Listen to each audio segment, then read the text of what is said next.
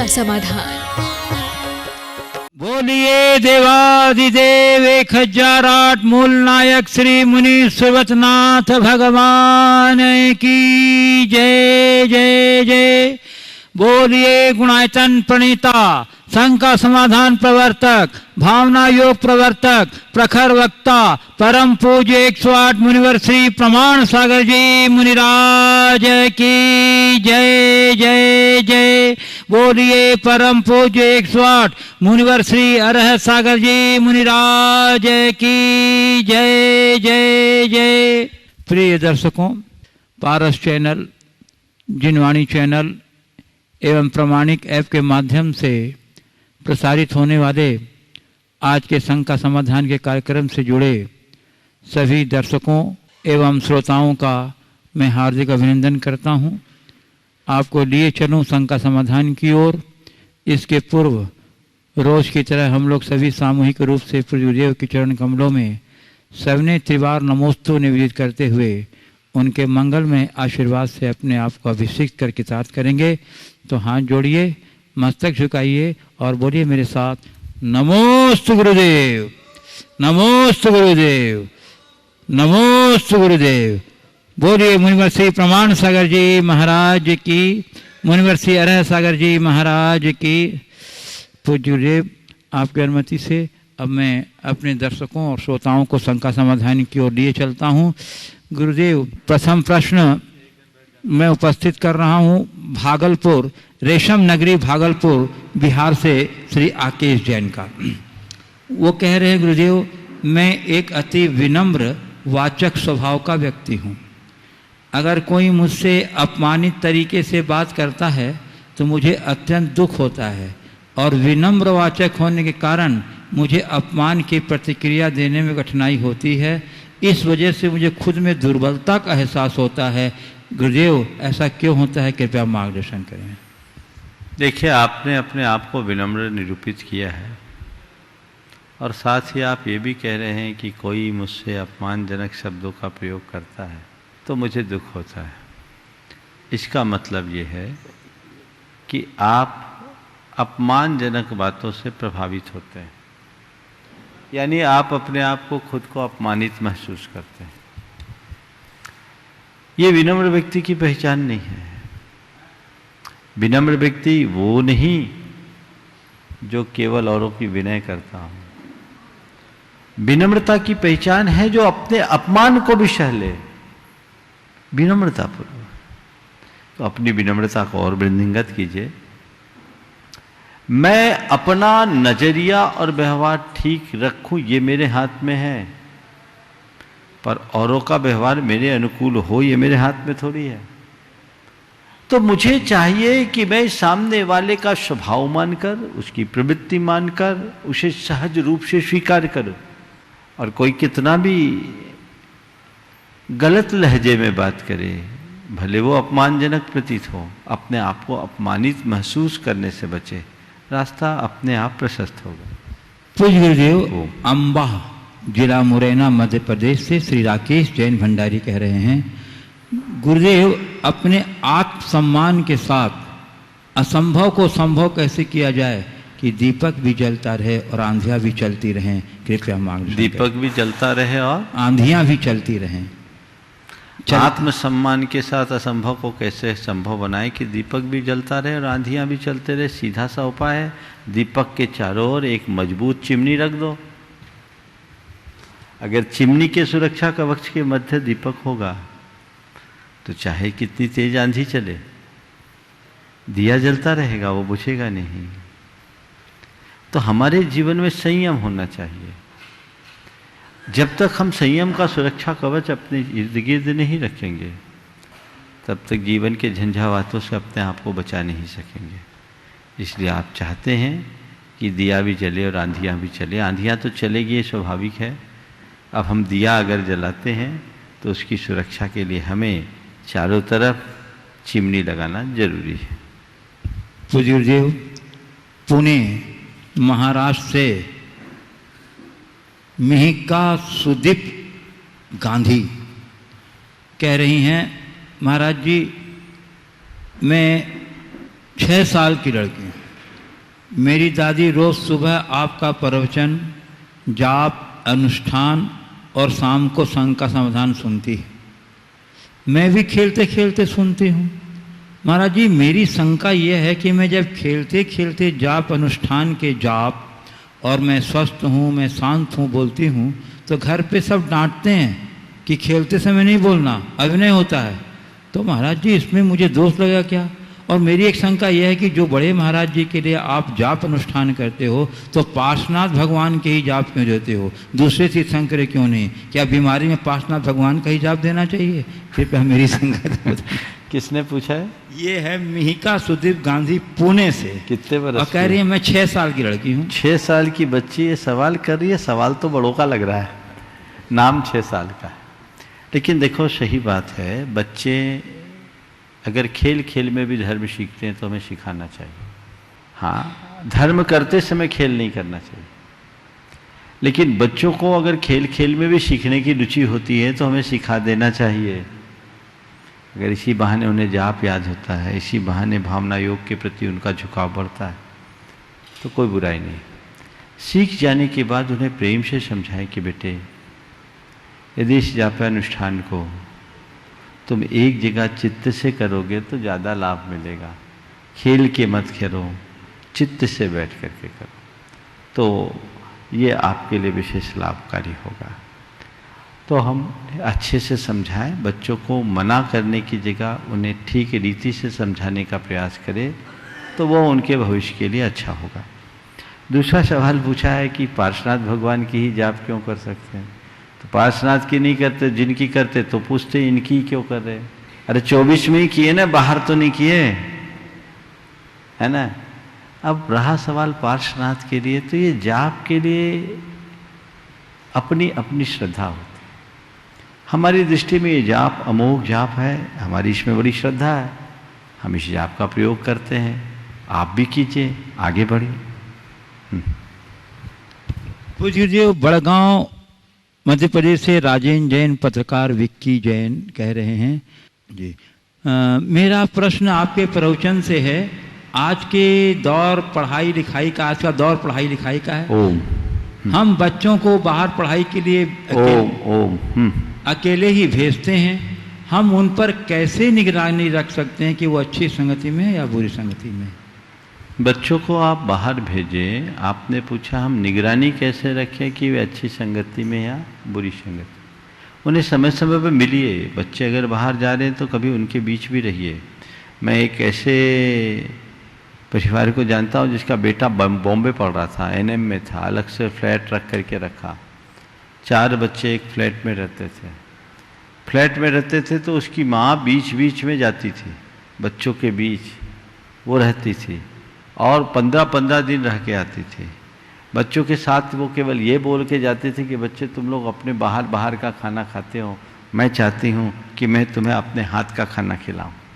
इस बहाने वो जाती थी।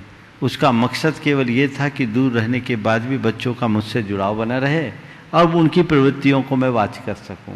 बच्चे सब अच्छे थे। एक की माँ जाने लगी तो बाकी 3 की भी माँ जाने लगी, बीच बीच में सब जाने लगे। बच्चे बहुत अच्छे तरीके से रहे। आप बच्चों को बाहर भेजते हो तो भगवान भरोसे क्यों छोड़ते हो? आपकी जवाबदारी भी तो है। बच्चे हैं, छोटे हैं, अनुभवहीन हैं, उन्हें आप बांध के भी नहीं रख सकते हैं। तो थोड़ा आप ध्यान तो रखें कि बच्चे कहीं भटक तो नहीं रहे। उनको वैसा वातावरण और विश्वास और भरोसा जैसा वातावरण दें। शंका भी ना करें तो आंखें भी ना मूंदें। हम दोनों तरफ ध्यान में रख कर करेंगे तो हम बच्चों के भविष्य को बेहतर बनाने में समर्थ हो सकेंगे। पूज्य गुरुदेव, गोपालगंज सागर मध्य प्रदेश से श्रीमती किरण राजेश जैन कह रही हैं, गुरुवर आपने शंका समाधान में एक बार एक शब्द का प्रयोग किया, शुष्क बुद्धि। गुरुवर अभी तक बुद्धि के प्रकार में प्रखर बुद्धि, अल्प बुद्धि, मंद बुद्धि, सद्बुद्धि, हीन बुद्धि और कुबुद्धि तो मेरे ज्ञान में थे। शुष्क बुद्धि क्या होती है? इसके परिणाम स्वरूप व्यक्ति में क्या हीनता होती है और किसी व्यक्ति में इसके कैसे लक्षण दिखाई देते हैं? मैंने शुष्क बुद्धि शब्द का प्रयोग नहीं किया, मैंने शुष्क बुद्धिवाद शब्द का प्रयोग किया। शुष्क बुद्धिवाद से तात्पर्य ऐसे लोगों से है जो केवल बौद्धिक स्तर की बात करते हैं, भावना शून्य जीवन जीते हैं।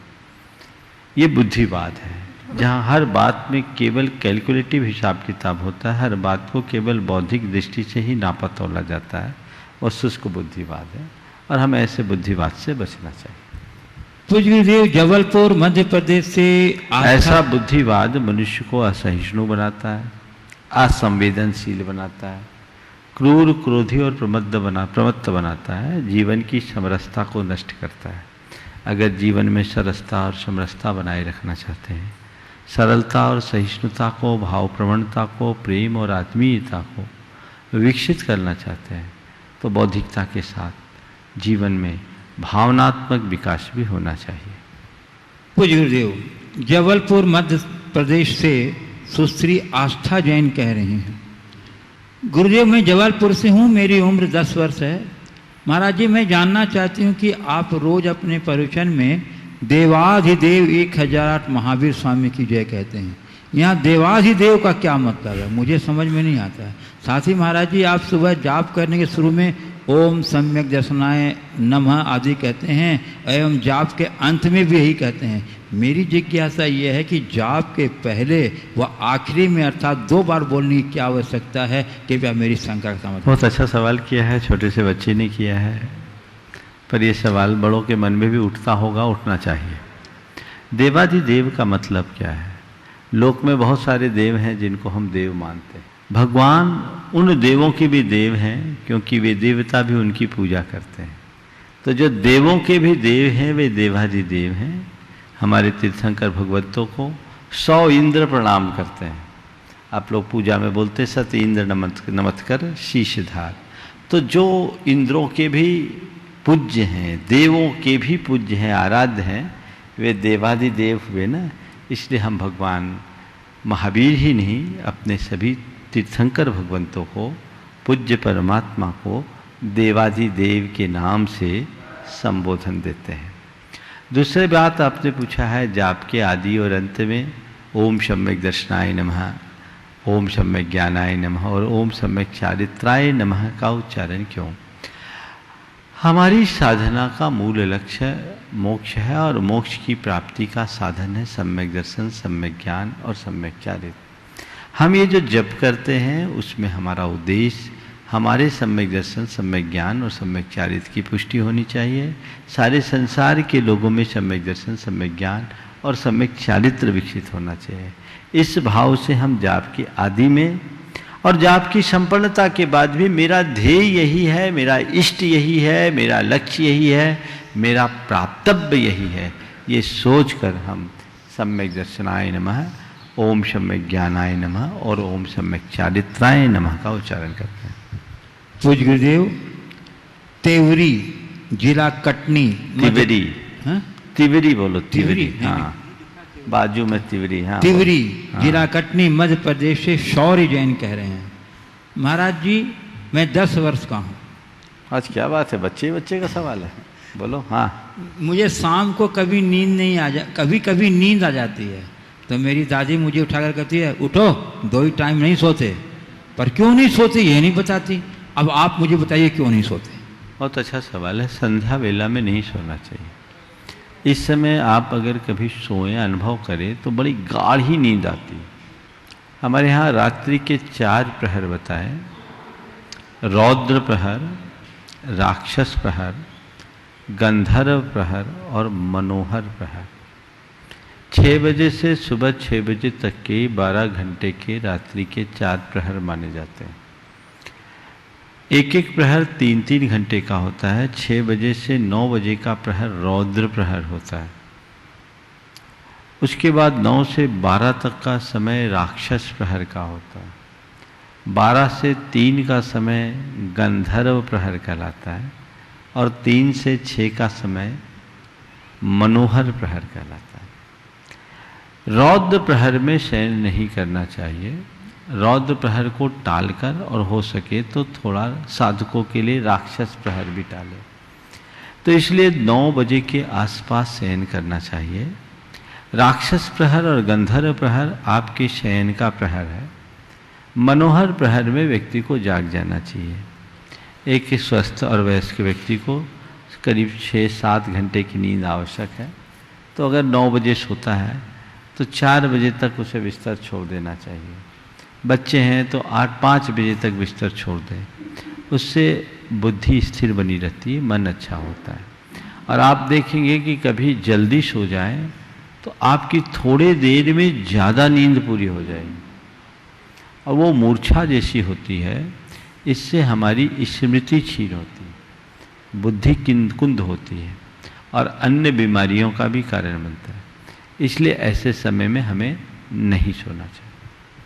पूज्य अकोला महाराष्ट्र से हर्ष जैन कह रहे हैं, क्या शीत चक्र विधान घर में किया जा सकता है? कोई दोष तो नहीं लगेगा? यदि करते हैं तो क्या सावधानी रखनी चाहिए? देखिए, सिद्ध चक्र विधान आदि जितने भी विधान अनुष्ठान है कायदे से भगवान विराजमान करके करना चाहिए।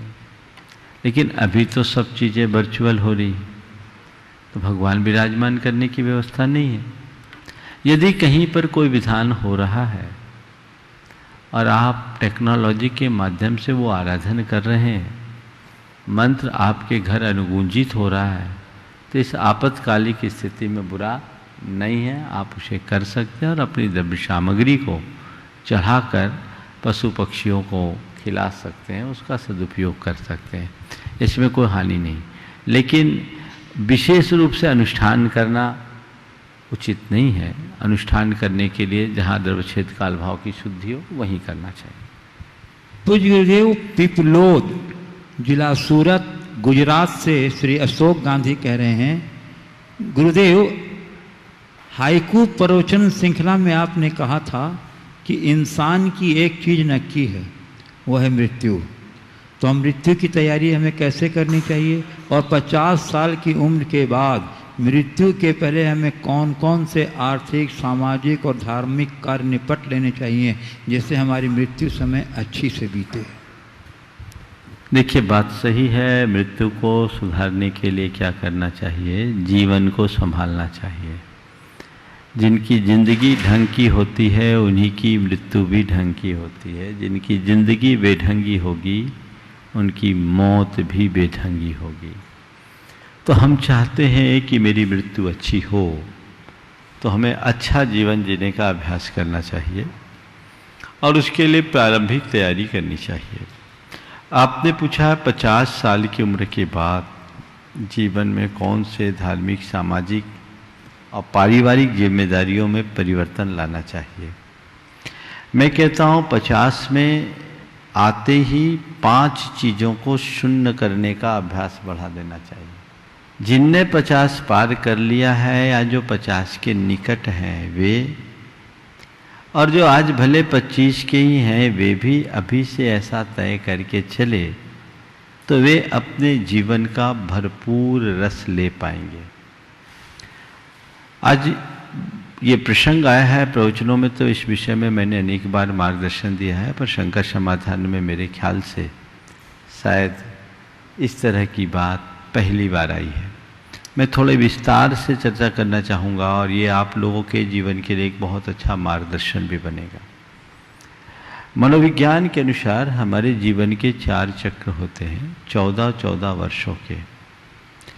पहला 14 वर्ष का जो चक्र होता है, उस चक्र में मनुष्य का भावनात्मक विकास बहुत तेजी से होता है। ऐसा कहा जाता है जब तक मनुष्य के मन में यौन विकार उत्पन्न नहीं होते तब तक उसका भावनात्मक विकास होता है। ये भारत में 14 वर्ष थी जो अब 12 वर्ष पर आ गए। इसके बाद का 14 वर्ष है जिसमें उसका पूरा और पुष्टिकरण होता है। ये 14 से 28 वर्ष, ये 28 वर्ष तक की उम्र हमारे ज्ञान आराधन की उम्र है। इससे में पढ़ना लिखना, जीवन को परिपक्व बनाना है। इसके बाद तीसरा चक्र होता है 28 से 42 वर्ष का, जिसमें मनुष्य के अंदर तीव्र जीवेशना प्रकट होती है। ऐसे समय में मनुष्य जीवन के उच्च प्रतिमान स्थापित करने की कोशिश करता है। दुनिया के जितने भी प्रसिद्ध पुरुष हुए हैं उनमें ज़्यादातर 35 वर्ष के आसपास अपने आप को स्थापित करने वाले लोग हुए।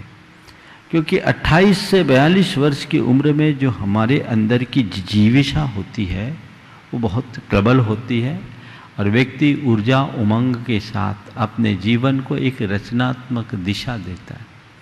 28 से 42 के बाद 42 से 56 वर्ष की उम्र आते आते जीवेशना मंद पड़ने लगती है और 56 के बाद कहते हैं मृत्युएशना प्रारंभ हो जाती है।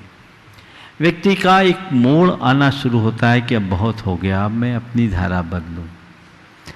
यह एक सामान्य व्यवस्था है जिसे हमारे धर्म में, हमारी संस्कृति में कहा गया ब्रह्मचर्य आश्रम, गृहस्थाश्रम, वानप्रस्थाश्रम और संन्यास आश्रम। आपने पूछा अपने जीवन को हम सफल बनाएं, अपनी मृत्यु कैसे करें, तो इस आश्रम व्यवस्था के तहत अपना जीवन जिए। आप जब तक गृहस्थ विवाह नहीं हुआ, विवाह पूर्व ब्रह्मचर्य से रहे, विवाह उपरांत शील संयम सदाचार के साथ अपने गृहस्थी के जीवन को आगे बढ़ाएं और जब तक गृहस्थी की जिम्मेदारी है सक्रिय गृहस्थी में रहें। जिम्मेदारी पूर्ण होते ही आप अपने गार्हस्थ्यिक दायित्वों के प्रति थोड़ा तटस्थ होना शुरू करें, उदासीन होना शुरू करें और अपना लगाव पारमार्थिक कार्यों की ओर बढ़ाएं, जो वानप्रस्थी होने की एक पूर्व भूमिका है। इस अवधि में अपने जीवन में व्रत संयम को बढ़ाएं, त्याग तपस्या बढ़ाएं और घर में रहते हुए भी न रहने जैसी स्थिति में रहें। और जैसे जैसे उम्र बढ़े अपनी साधना को प्रखर से प्रखरतर करते रहें और अपने जीवन के चौथे पन में गुरु चरणों में जाकर संन्यास को अंगीकार करें। अपनी संलेखना समाधि पूर्वक इस शरीर को छोड़ें जिससे अपने जीवन को कृतार्थ कर सकते हैं।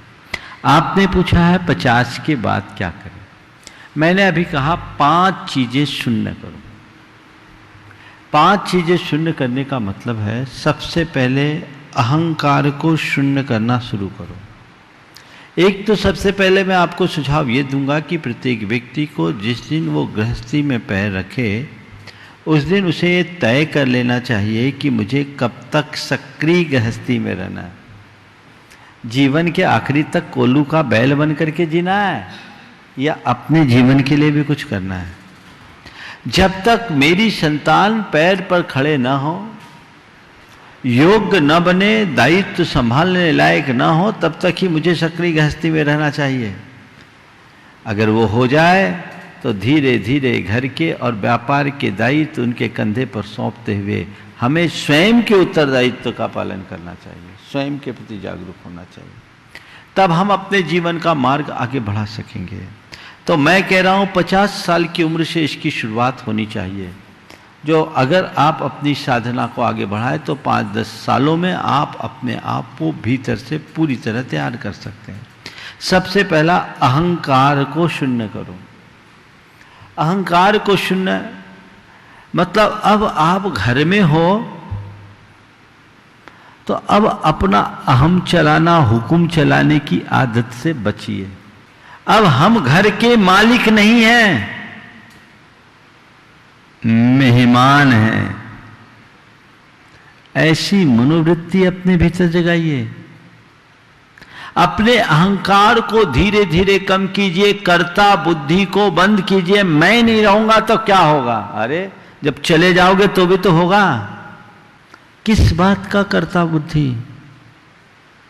इसे उत्तरोत्तर कम करना चाहिए। एक आध्यात्मिक धारा अपने अंतर में प्रकटाना चाहिए और धीरे धीरे धीरे संतान को जवाबदेही देकर उनके अच्छे कार्यों की सराहना करनी चाहिए। गलतियों को, छोटी मोटी गलतियों को नज़रअंदाज करनी चाहिए और बड़ी गलती होने पर बड़े सदाशयता के साथ उन्हें सद्भाव से समझाना चाहिए ताकि वे अपने जीवन में कुछ बदलाव ला सके। ज़्यादातर लोग क्या करते हैं, 80-80 वर्ष की उम्र में भी हुकूमत नहीं छोड़ते, सब सत्ता अपने पास रखना चाहते हैं। और यदि संतान, उसको सिखाने की बात तो दूर रही, यदि उससे कुछ गलती हो जाए तो इतनी बुरी तरह झड़कते हैं कि वो अपना सा मुंह लेकर रह जाता है। संबंध इससे अच्छे नहीं होते, परिणाम भी अच्छे उत्पन्न नहीं होते। तो पहली बात अहंकार को कम करना है, कर्ता बुद्धि कम करना है। दूसरी बात अंधकार शून्य है। अब अपने अज्ञान का अंधकार दूर करना चाहिए, मोहांधकार समाप्त होना चाहिए। अब जीवन की वास्तविक सत्य को समझने का प्रयास प्रारंभ कर देना चाहिए। सारे भ्रम विभ्रम को दूर करना चाहिए। अंतर्ज्ञान का प्रकाश प्रगटाना चाहिए कि आखिर मैं हूं कौन और मेरा क्या है, मेरे जीवन का लक्ष्य क्या है, मेरे जीवन का उद्देश्य क्या है, क्या मुझे करना है।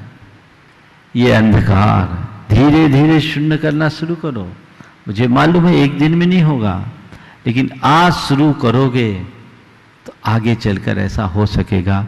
इसके लिए तुम्हें पूर्ण लक्ष्य बनाकर चलना चाहिए। तीसरी बात अंगीकार शून्य। अब मुझे अपने लिए कुछ नहीं लेना, जो है संतान के लिए। मुझे जो चाहिए था वो मैंने अपना जोड़ लिया, अब मुझे नहीं चाहिए। संतान जाने उनकी चाहिए, मुझे स्वयं के लिए अब कुछ खास अंगीकार करने की जरूरत नहीं है। चौथी बात अलंकार शून्य। अलंकार तड़क भड़क से बचो।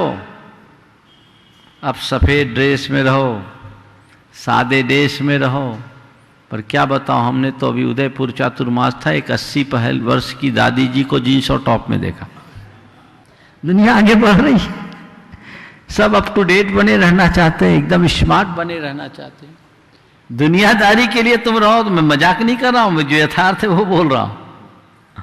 हाय, एक परिवार था, किसी महानगर से आए थे, दर्शन करने आए। मैंने कहा चलो, इतने मॉडर्न लोग भी आज इस उम्र में भी कम से कम धर्म के प्रति जुड़ाव तो रख रहे हैं। मैं तो सकारात्मक लहजे से ही रखा। लोगों ने मुझसे कहा महाराज ये इतनी बुढ़ी जीन्स टॉप पहन के आपके पास दर्शन करने आ गई। हमने कहा इतनी उम्र में भी जीन्स टॉप पहनने वाला महाराज के दर्शन करने आ रहा है, इसका मतलब महाराज में अट्रैक्शन है। आने दो। लेकिन ये हमें सोचना चाहिए, हमें सोचना चाहिए। हमें ये अलंकार कम करना है। अब अच्छे बूढ़े बूढ़े भी ब्यूटी पार्लर में फेशियल कराने जाए तो संयम कब पालेंगे? अब मोड़ आना चाहिए। हो गया, जीवन जी लिया। तुम कितना भी अप टू डेट बने रहने की कोशिश करोगे, काल एक दिन तुम्हें आउट ऑफ डेट कर देगा। तन से अप टू डेट मत रहो, मन से अप टू डेट बनने की कोशिश करो। मन तुम्हारे हाथ में, तन तुम्हारे हाथ में नहीं। और जो सूत्र मैं तुम्हें बता रहा हूं, तुम्हारे मन को, तुम्हारी आत्मा को अप टू डेट बनाए रखने के लिए बता रहा हूं। तुम जिस तन को अप टू डेट बनाने की कोशिश करते हो, उस तन पर तुम्हारा रंच मात्र वश नहीं है।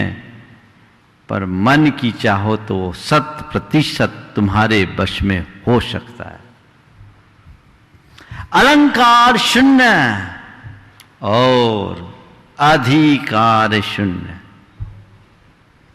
अब अधिकार नहीं चलाना, हुकूमत नहीं चलाना, मालिकियत नहीं दिखाना। धीरे धीरे अपने अधिकार को संतान को सौंपना शुरू करो। पूरा मत छोड़ना, जमाना खतरा है, खतरनाक है। समझ गए ना? विजयपत सिंघानिया का उदाहरण सबके सामने। वैसी गलती मत करना। जितना जरूरी है वो आवश्यक है, अपने लिए उतना रख लो, बाकी सब जिम्मेदारी तुम्हारी है। तुम्हें हमारी जरूरत है तो तुम हमारे पास आओ। हमें तुमसे कोई प्रयोजन नहीं, हम तुम्हें जरूरत पड़ने पर मार्गदर्शन देंगे। अब हमने बाहरी जवाबदारी से अपने आप को मोड़ लिया। अब मैं स्वयं के उत्तरदायित्व को पूर्ण करना चाहता हूं। यदि ये मोड़ आपके भीतर आ गया तो आपके पास पर्याप्त समय होगा, अंदर एक आध्यात्मिक झुकाव आएगा। फिर आपको टीवी पिक्चर इधर उधर जाने की कोई इच्छा नहीं होगी। मन मुड़ेगा। स्वाध्याय से जोड़ो, सत्संग से अपने आप को जोड़ो, सामायिक से जोड़ो, आत्मचिंतन से जोड़ो, अपने लिए करो। मैं अक्सर कहता हूं, बचपन ज्ञानार्जन के लिए, जवानी धनार्जन के लिए, तो बुढ़ापा पुण्यार्जन के लिए पूरी तरह सुरक्षित रख लो, सुरक्षित करो। इस तरफ अपनी दृष्टि रखो, अभी से रखोगे आप तभी कर पाओगे। मैंने अनेक लोगों को देखा है जो शेर की तरह जिए हैं और कुत्ते की तरह मरे। अपनी ऐसी बुरी मौत से बचना चाहते हो तो जैसे शेर की तरह जिए वैसी शेर की तरह मरने की कला अपनाओ। चिपकोगे तो चिपक के रह जाओगे, थोड़ा मुड़ोगे तो आगे बढ़ोगे। तो वैसी दृष्टि अपने भीतर विकसित करिए, बहुत अच्छे परिणाम आएंगे। लगभग 20 मिनट 15 मिनट एक ही प्रश्न में हो गया, लेकिन ये आवश्यक है। मैं समझता हूँ एक प्रश्न के माध्यम से बहुतों को मार्गदर्शन मिला। आप इसे गहनता से समझिए और अपने जीवन को आगे बढ़ाइए। पूज्य गुरुदेव प्रकाश जी पाटनी अजमेर राजस्थान से कह रहे हैं, गुरुदेव मेरी जिज्ञासा आपके प्रवचन से है। गुरुदेव यदि कोई इंसान बुरी संगति छोड़कर नई दिशा की तरफ बढ़ता है तो कई बार लोग उपेक्षापूर्ण दृष्टि से तंज कसते हैं कि 100 चूहे खाकर बिल्ली चली हज को। यह व्यवहार सामाजिक स्तर पर अधिक देखने को मिलता है, यह कहाँ तक उचित है? दूसरी बात कह रहे हैं कि वो इंसान अपनी राह पर आगे बढ़ता है, अपने पुरुषार्थ व्यवहार ज्ञान से अपनी अलग पहचान समाज व शहर में स्थापित करता है, तो वही लोग उस व्यक्ति का उदाहरण देते हैं। इस सफलता के दौरान अच्छे लोगों की संगति से कटु अनुभव भी उसके मन को दुखी करते हैं। उसे एहसास होता है कि अच्छे लोग उसका उपयोग हर समय खराब कर रहे हैं। गुरुदेव उसका यह सोचना कहाँ तक उचित है, क्योंकि उसके पास अच्छे और बुरे दोनों अनुभव हैं। गुरुदेव कृपया वो इंसान तीसरे विकल्प एकाकी जीवन के साथ आगे बढ़ सकता है और अपने स्वयं अर्जित अनुभव से अपने जीवन को सफल कर सकता है? देखिए, बहुत अच्छा सवाल है। निश्चित कोई व्यक्ति अपने जीवन में मोड़ लाता है तो बहुत सारे लोग ऐसे होते हैं जो उसके ऊपर व्यंग के तीर छोड़ते हैं। लोग हैं, सब तरह के लोग हैं। अगर कोई कहता है 70 चूहे खाकर बिल्ली चली हज को, तो इसमें क्या दिक्कत है? उन्हें खुलेआम स्वीकार करना चाहिए कि मैंने कभी 70 चूहे खाए हैं, अब तो नहीं खा रहे, अब हज को चल रहे, तुम्हें चलना, तुम भी हमारे साथ हो लो। अगर हमने कभी गलती की और लोग हमें हमारी पुरानी स्मृतियों को, हमारी पुरानी प्रवृत्तियों को याद दिलाकर हमें गलत कह रहे हैं, स्वीकार लेना चाहिए। मैं गलत था, अब तो नहीं हूं।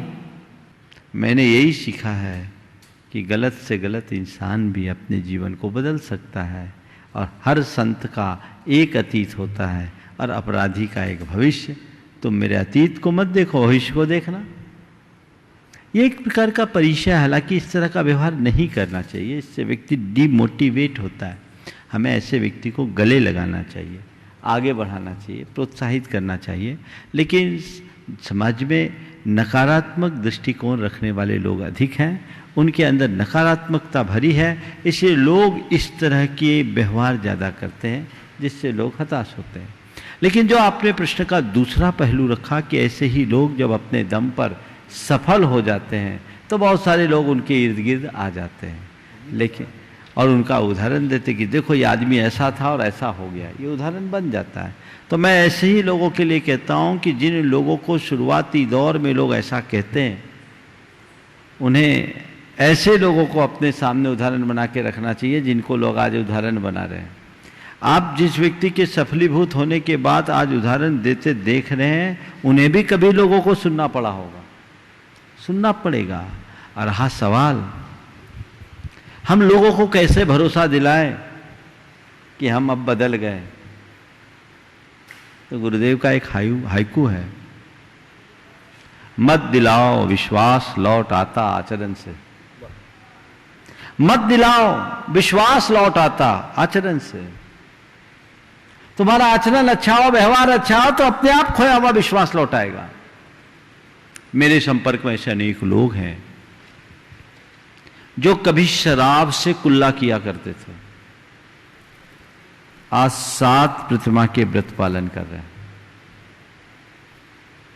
उत्कृष्ट साधना कर रहे हैं।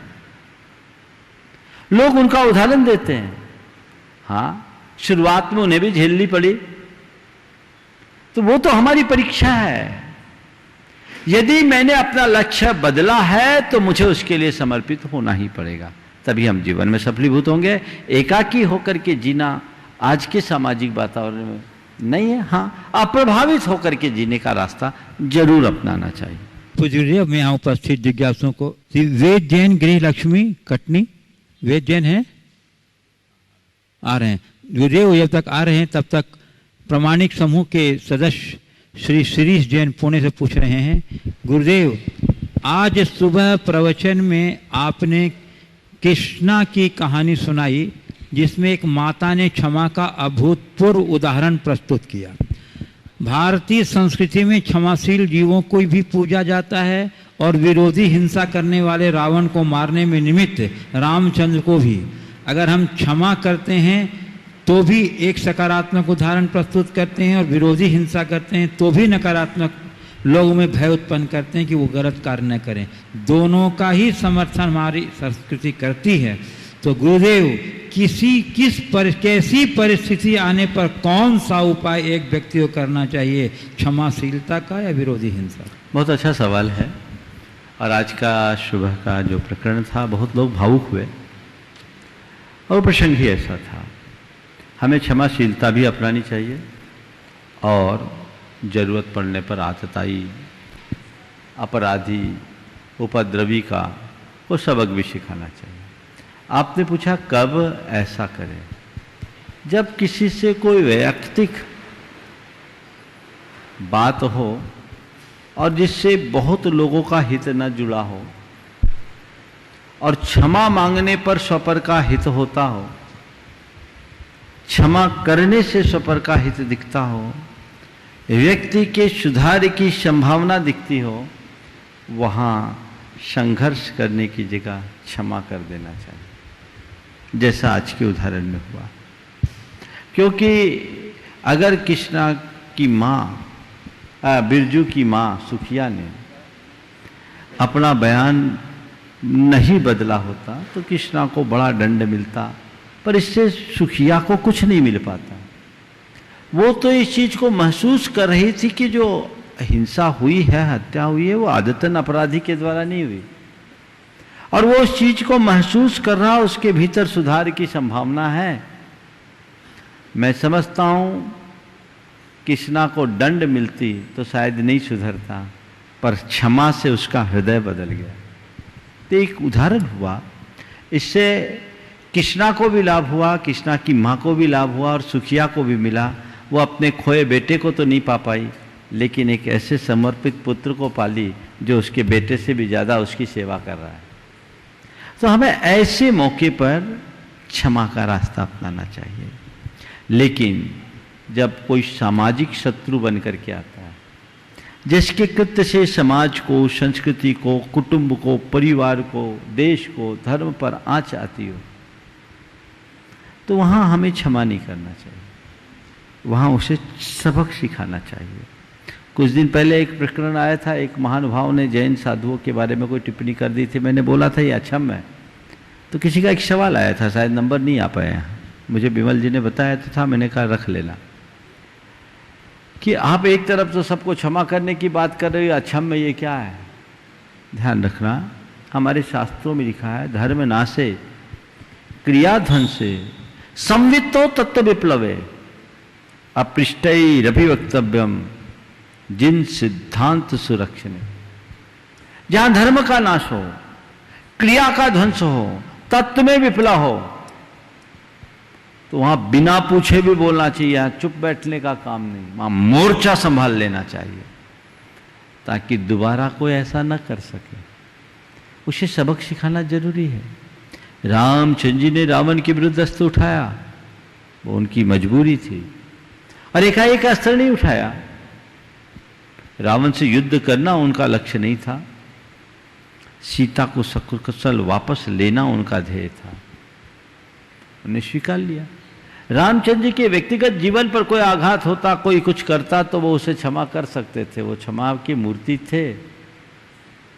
लेकिन यहाँ सिवाय राम का नहीं था, सवाल एक सीता का भी नहीं था, अनेक अबलाओं का था, अनेक सीताओं का था। उस समय रावण एक आतताई बनकर आया था, उसे सबक सिखाना उनका धर्म था। वो अहंकार में फूला हुआ था, उसे सबक सिखाना उनका धर्म था। उनने सबक सिखाया। तो प्रसंग के अनुरूप निर्णय लेना चाहिए। अगर आज आपके देश पर कोई देश आक्रमण कर दे और कहो क्षमा कर दो चीन को, ऐसा धर्म नहीं सिखाता। वहाँ धर्म कहता है कि अपनी ओर से आक्रमण मत करो, बातचीत से बात सलट सके तब तक बातचीत करो, और बातचीत से बात नहीं करे सलटे तो फिर जिस भाषा में उसको समझ में आए उस भाषा में समझा। ये कर्तव्य है। तो इन सब चीज़ों को बहुत व्यापक संदर्भ में समझना चाहिए। वेद जैन गृह लक्ष्मी कटनी, उसके बाद तैयार रहेंगी कुमारी धीरांशी जैन पुरानी बस्ती कटनी। महाराज श्री के चरणों में बारंबार नमोस्तु। महाराज श्री, आपने जिस प्रकार बताया कि शांत रहना जीवन में बहुत ज़रूरी है, किंतु अगर परिस्थितियां अनुकूल नहीं हो तो उस समय शांत रहना चाहिए कि नहीं? और द्वितीय, अगर हम हमेशा शांत रहते हैं तो क्या ये शांति किसी न किसी ओर से हमारे मन में मानसिक तनाव की उत्पत्ति नहीं कर सकती? देखिए, बहुत अच्छा सवाल आपने किया है। शांत रहना जरूरी है, शांत रहना चाहिए। आपने पूछा परिस्थितियां अनुकूल ना हो वहाँ शांत रहना कितना अच्छा है, कितना लाजमी है, और कहा कि ऐसा शांत रहना हमारी मानसिक विकृति का कारण तो नहीं होगा, घुटन का कारण तो नहीं होगा। देखिए, अगर आप मन से शांत हैं तो चाहे कैसी भी परिस्थिति क्यों ना हो, आप कभी विचलित नहीं होंगे। लेकिन मन अशांत है तो आप शांत कहाँ हैं? चुप रहने का मतलब शांत नहीं है। चुप रहने का मतलब शांत रहना नहीं है। प्रतिक्रिया शून्य होने का मतलब शांत है। हम शांत रह गए यानी उससे अप्रभावित रहे, और ऐसा हमें हमेशा करना चाहिए, खासकर उन परिस्थितियों में जब वो हमारे मन के विरुद्ध हो। समझ गए? अब रहा सवाल कहाँ हमें शांत नहीं बैठना चाहिए। तो अभी जो पहले प्रश्न के उत्तर में मैंने बात की, अगर तुम्हारे कुटुंब पर आँच आ रही हो, तुम्हारे धर्म पर आँच आ रही हो, तुम्हारे समाज संस्कृति या राष्ट्र पर आँच आ रही है, वहाँ शांत मत बैठना। लेकिन व्यक्तिगत रूप से घर परिवार में छोटी मोटी बातें हैं, मित्रों के बीच छोटी मोटी बातें हैं, वहाँ प्रतिक्रियाएं करके अशांत होना उचित नहीं।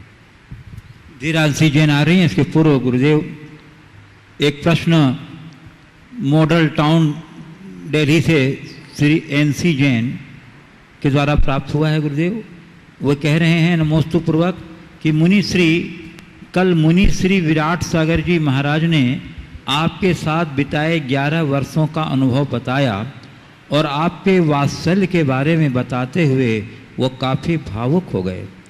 उन्होंने यह भी बताया कि मैं आज भी कोई परेशानी आती है या कोई विकल्प होता है तो आपसे दी हुई सीख तथा मार्गदर्शन को याद कर आगे बढ़ जाता हूँ। उन्होंने आज राम और लक्ष्मण की जोड़ी के बारे में विस्तार से बताया। गुरुदेव, अब हमें राम के मुख से अपने अनुभव के बारे में सुनना है। कृपया आप भी आज विस्तार से अपनी मोक्ष मार्ग की यात्रा जो पूज्य विराट सागर के साथ की उसके बारे में बताने की कृपा करें। देखिए, विराट सागर जी महाराज ने अपनी बात कही, मुझे भी सुनाया। निश्चित ये बड़े भावुक क्षण है। हम लोग लगभग 11 वर्ष साथ रहे, और 11 वर्षों का साथ बड़ा अद्भुत साथ रहा। साधर्मी है, और साधर्मी का एक लंबे समय तक साथ होना अपने आप में एक बहुत बड़ी बात होती है। गुरु आज्ञा से साथ थे और गुरु आज्ञा से आप अलग हैं। महाराज जी जब तक साथ रहे, हमें कई मामलों में किसी चीज़ का अनुभव ही नहीं हुआ। वो हमेशा हमारे एक अच्छे सहयोगी बनकर रहे, और जब जहाँ जैसी ज़रूरत पड़ी उन्होंने वैसा कार्य किया। जब वो आ रहे थे मेरा उनसे कोई खास परिचय नहीं था। कई लोगों ने मुझसे आकर के कहा, महाराज विराट सागर जी महाराज आपके पास आ रहे हैं, आपके पास कैसा रहेगा। महाराज जी हैं, एक दो लोगों ने बोला महाराज जी बड़े तेज हैं। ये 2009 की बात है। महाराज जी बहुत तेज हैं, आपके पास कैसा रहेगा। मैंने लोगों से कहा, उनके आने के पहले ये बातें मेरे कान में आई थी। लोग हैं ना, लोग तो लोग ही होते हैं। उसमें एक कटनी के भाई ने भी बोला था। तो बोला, हम बोले भैया ठीक है, महाराज आपके साथ कैसा रहेगा। मैंने कहा जैसा गुरुजी ने सोचा वैसा रहेगा, चिंता क्यों करते हो, गुरुजी ने भेजा है तो कोई सोच करके ही भेजा होगा। पर महाराज जी इतने वर्षों रहे, उनके व्यवहार से हमें कहीं ऐसा एहसास नहीं हुआ कि वो कहीं से कोई तेज है। और बात बिल्कुल सही है, राम लक्ष्मण जैसी जोड़ी थी। लोग एक उदाहरण देते थे, बहुत लंबे समय तक एक का नाम आते ही दूसरा का नाम आता है। शायद गुरुजी यही चाहते होंगे कि राग की परंपरा आगे ना बढ़े, इसलिए डाइवर्सन हो जाना चाहिए और गुरुजी की आज्ञा के अनुरूप जैसा हो। पर महाराज जी ने जो बातें कही, अगर उनके मन में ऐसा है तो ये मैं उनका बहुमान मानता हूँ और उनके हृदय में बहुत बहुमान है। जब हम लोग रामटेक नेमावर से आ रहे थे तब भी उनका मन बहुत व्यथित था, लेकिन सबको पता है कि हम लोग गुरुदेव से बंधे हैं, तो वो उनको भी उसी को पालना है और हमें भी उसी को पालना है। मेरा तो जीवन का एक ही मकसद है, जिसके साथ जितने दिन भी रहो प्रेम से रहो, और कभी अलग भी रहो तो मीठी स्मृतियों के साथ रहो। ये मनुष्य को जीवन का लक्ष्य बनाना चाहिए। बाकी संसार में किसी का साथ अनंत नहीं है। एक दिन तो काल सबका संबंध विच्छेद करता है। सबके बीच रह करके भी मैं अपने आप को एकाकी महसूस करता हूं, लेकिन व्यवहार अपना ऐसा बनाकर रखना चाहिए कि साथ रहने में भी अच्छा लगे और साथ छूटने में भी साथ बना रहे। ये स्थिति होनी चाहिए। निश्चित आज महाराज जी के अंदर ये मीठी स्मृतियाँ हैं, तो इसमें उनका भी अपना योगदान है। वे हमारे साथ इतना सकारात्मक रुख रखे तो आज दोनों के मन में एक दूसरे के प्रति लगाव है, और मैं भावना भाता हूँ ऐसा ही लगाव बना रहे। कल उनका दीक्षा दिवस था और कल मैंने अपना संदेश उन तक पहुँचाया भी था कि भाई पॉजिटिव और पोलाइट बन कर के आगे चलो, अपना तो जीवन का मार्ग यही है। और वो उन्होंने बहुत अच्छे से आत्मसात किया। मैंने ये देखा कि वो मेरे पास रहकर मुझसे जो ले सकते थे उन्होंने बहुत कुछ लेने की कोशिश की। हालांकि कमी मेरी तरफ से रही होगी, उनने अपने तरफ से कोई कमी नहीं की।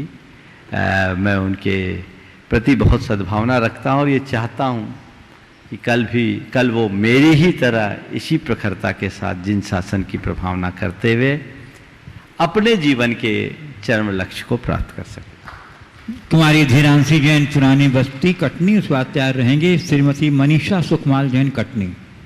गुरुदेव आपके चरणों में मेरा बारंबार नमोस्तु। गुरुदेव आपके आशीर्वाद एवं प्रेरणा से मैंने मुकुट सप्तमी का व्रत उपवास पूर्वक संपन्न किया। गुरुदेव पहले मुझे व्रत से डर लगता था, किंतु अब मुझे विश्वास हो गया है कि मैं उपवास कर सकती हूँ।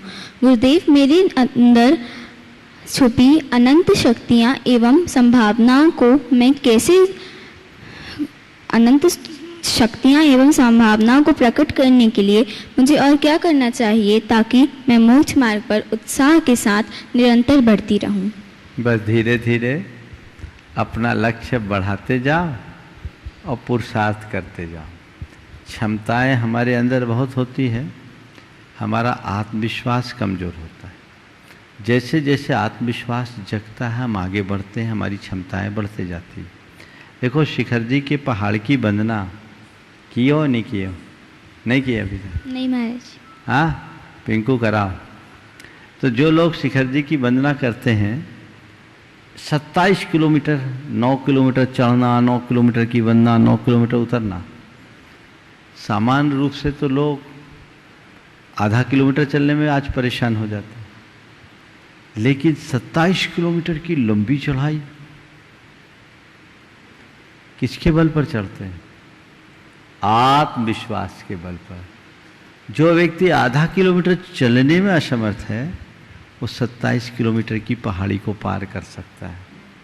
क्षमताएं हमारे अंदर है, जब तक हम मोहाभिभूत होते हैं उसका उद्घाटन नहीं हो पाता, और मोह शांत होने के साथ जब हमारी आत्मदृष्टि जगती है, हमारी क्षमताएं बढ़ने लगती हैं। धीरे धीरे धीरे धीरे चलो, एक एक कदम चलते चलते अपने लक्ष्य तक पहुँचो। नमोस्तु। श्रीमती मनीषा सुखमाल जैन कटनी, उसके बाद तैयार रहेंगे श्रीमती ममता देवी रचन जैन सहडोल वाले कटनी। मुनिदय के चरणों में त्रिकाल नमोस्तु। भगवान मेरा ये पूछना है कि दोषवादे च मौनम और माध्यस्थ भावम विपरीत वृत्तौ, ये दोनों एकार्थी हैं या भिन्न हैं, तथा दोष और विपरीत वृत्ति का निर्धारण किस प्रकार हम कर सकते हैं? बहुत अच्छा सवाल है। दोषवादे च मौनम और माध्यस्थ भावम विपरीत वृत्तौ, दोनों एकार्थी नहीं, दोनों अलग अलग है और अलग अलग संदर्भ में प्रयुक्त है। दोषवादे च मौनम मतलब अगर किसी के दोषों का कथन करने का प्रकरण आए तो हम मौन हो जाए, न हम किसी के दोषों का बखान करें, न किसी के दोषों की बात सुने। हम गुनाहग्राही बने, दोष की बात करें नहीं, भले वो हमारा अपना हो, प्रिय हो, आत्मीय हो, हमारा साधर्मी हो, हमारे अनुकूल चलने वाला है, पर मैं उसकी बात करूंगा तो सदैव अच्छाई की बात करूंगा, उसकी दुर्बलता की बात नहीं करूंगा। दोषवादे च मौनम का अर्थ ये है। और माध्यस्थ भावम विपरीत वृत्तो बिल्कुल अलग संदर्भ में, जिसकी सोच, विचारधारा, चिंतन हमसे मेल नहीं खाता, जिसका मार्ग अलग है, जिसकी आस्थाएं भिन्न हैं, उस व्यक्ति से बातचीत करके उलझने की जगह उसके प्रति न्यूट्रल हो जाना, ये माध्यस्थ भाव है। तटस्थ हो जाना, न राग रखना न द्वेष रखना, उसके प्रति न लगाव रखना न अलगाव रखना, ये माध्यस्थ भावम विपरीत वृत्तों का अर्थ है। तो विपरीत वृत्ति यानी जिसके आचार विचार श्रद्धा भिन्न हो, उनसे मत उलझो। और दोषवादे च मौनम, जिनके बीच हम उठते बैठते हैं, अगर उनके दोष की बात आ जाए, मौन रहो, न मुझे बोलना है न सुनना। श्रीमती ममता देवी रतन जैन सहडोल वाले कटनी। एक का नंबर। जी महाराज जी। चलो, योगल महाराजों के चरणों में बार बार नमोस्तु नमोस्तु नमोस्तु। महाराज जी, मेरा प्रश्न है कि कर्म एवं धर्म के बीच कर्ता के रूप में कौन सी अध्यक्ष शक्ति कार्य करती है, तथा प्रेरक के रूप में कौन सी शक्ति कार्य करती है, और क्या इसमें उदासीन निमित्त की भी कोई भूमिका प्रत्यक्ष या अप्रत्यक्ष रूप में रहती है? कर्म और धर्म के बीच में कर्ता के रूप में कौन सी शक्ति काम करती है और प्रेरक के रूप में कौन सी शक्ति कार्य करती है, और क्या इसमें उदासीन निमित्त की भी कोई भूमिका? देखिए, किसी भी कार्य की निष्पत्ति में मूल कर्ता तो उसका उपादान होता है। वस्तुतः कारण उसे ही माना जाता है जो कार्य रूप परिणत होता है। हम कोई भी कार्य करें, हर द्रव्य की अपनी योग्यता होती है, वही उसकी उपादान शक्ति है, उसके बदौलत उसका कार्य संपन्न होता है। अब इसमें प्रेरक भी होते हैं, उदासीन भी होते हैं, बहुत सारे निमित्त होते हैं। आपने सवाल तो बहुत अच्छा पूछा है, लेकिन ऐसे मौके पर पूछा है कि इसका उत्तर देना इसके साथ न्याय नहीं होगा। आज मैं इसको होल्ड रखता हूँ, क्योंकि आपका नंबर था भी नहीं, नंबर पीछे वालों का है, फिर बताऊँ। क्योंकि ये उपादान निमित्त की चर्चा है, इस पर कम से कम 5-7 मिनट की विवेचन आवश्यक है, और मेरे पास समय 2.5 मिनट का दिख रहा है, इसलिए तब तक इनका नंबर आ जाने दो, फिर देखते हैं। श्रीमती ममता देवी रतन जैन सहडोल वाले कटनी। नमोस्तु। हे गुरुवर, मेरा यह प्रश्न है, तत्वाद सूत्र के 7वें अध्याय में एक सूत्र आया है, निशल्यो व्रति। तो गुरुदेव यहाँ शल्य से बोलो। तत्वार सूत्र के 7वें निशल्योव्रती। निशल्योव्रती। हाँ। तो गुरुदेव यहाँ शल्य से क्या तात्पर्य है, और यह महावृत्तियों के लिए है कि अनुवृत्तियों के लिए? यह कथन यदा कदा आने वाले शल्य के साथ चरितार्थ होता है या स्थायी रूप से रहने वाले शल्य के साथ ही होता है? देखिए, शल्य का मतलब क्या है? जो कांटे की तरह अंदर ही अंदर चुभे उसका नाम शल्य है। व्रति को निशल्य कहा गया है, और शास्त्रों में 3 प्रकार के शल्य से रहित होना जरूरी है, चाहे वो अनुव्रति हो या महाव्रति। मायाशल, मिथ्याशल और निदानशल। माया शल्य का मतलब है धर्मी होने का बाना तो पहने हो पर मन में माया पल रही है। अगर कपट पूर्वक कभी कोई दुराचार किया है जो लोगों में प्रकट नहीं है पर तुम्हारे लिए तो प्रकट है, तुम्हारा वो पाप तुम्हें तो चुभेगा ना। अगर तुम व्रती हो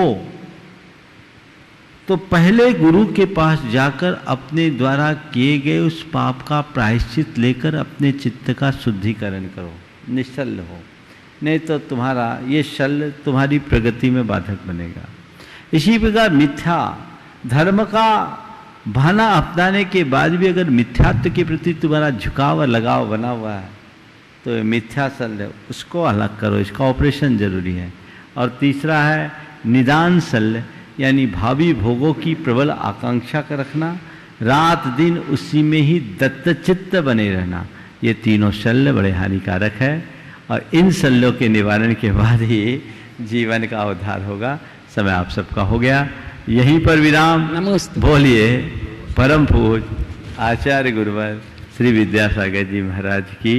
बोली परम पूज्य 100 मुनिवर श्री प्रमाण सागर जी महाराज की, परम पूज्य अरहत सागर जी महाराज की।